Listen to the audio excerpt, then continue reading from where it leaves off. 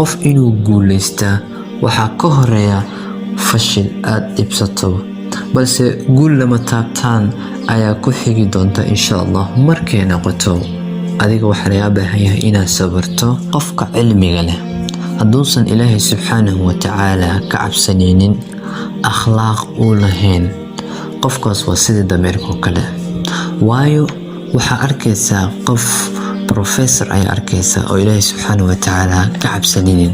wejigiisa markaa fiiriso, weji quruxsan buu leeyahay, balse qalbiga ayuu ka xun yahay. qalbigiisa iimaan ma buuxo. in aad la muranto qof jaahil ah waa sida adigoo kanaaco daankaaga ka dilayo kale. kanaacada daankaada saaran dil ama ha dilin, balse ugu dambeystii adiga ayaa isdharbaaxi doonta.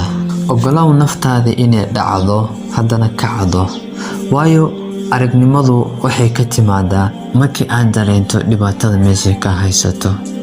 xal baa u heli kartaa markaad dareento dhibaatada iyo caqabada meesha laga haysto. adduunyadu u shaqeyso si adigoo weligaaba noolaanayo, aakhiradana u shaqeyso si adigoo beri dhimanayo. qof kastoo adduunkan ku nool wuxuu leeyahay qalbi uu ku fikiro, qalbi uu wax ku xasuusto, qalbi uu noloshiisa ku maareeyo, balse dadka dhammaantood ma laha damiir. xariifnimadu ma aha inaad ku guuleysato muran mise digaad, laakiin waxaa xariifnimo ah inaad dulqaad yeelato, inaad naftaada xakameyn karto caqabo kastoo ay soo wajahdo. libaaxa iska saaxiib hadduu doono ha ku cune, laakiin qofka khayaanada badan weligaa hala saaxiibin xataa hadduu ku ammaano.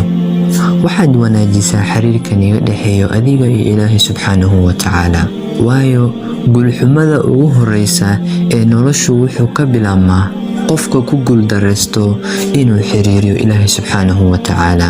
baro inaad keli ahaato, sababtoo ah qof waliba wuu baxayaa. hana soo celinin qofkii noloshaadii ka baxa.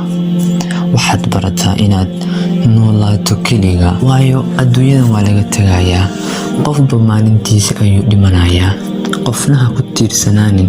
haddaad isbarto qof inaad ku tiirsanaato noloshaadii, horumarka ma gaari kartid. ma ogtahay in qofka guuldarada badan inuu mustaqbalka noqdo qofka guusha u dhow? haddaba haddii aad guuldareysatid haniid jamin.